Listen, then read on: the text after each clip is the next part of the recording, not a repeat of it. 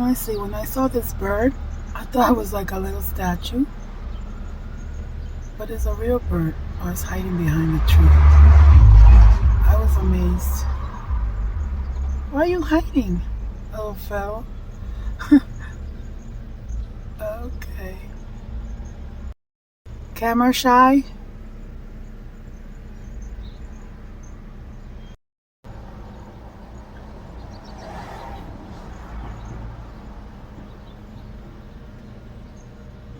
Hello, friends. I hope you're doing well, taking care of yourselves and your loved ones, and went to get some coffee. And all of a sudden, I saw this little shoe hanging from the tree. So I will focus a little bit to show you, and maybe you can see it better than me. I don't know. We'll see, a little girl's shoe right there. So I'm thinking maybe she was walking to go with her mother to take her brother and sister to school because there's a school nearby, right?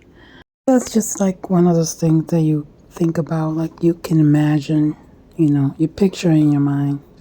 So, anyways, this video is old and it was early April, and that was around the time my mom went to the hospital, so I didn't have time to post it. So, but I thought, I like it, so let's just put it there.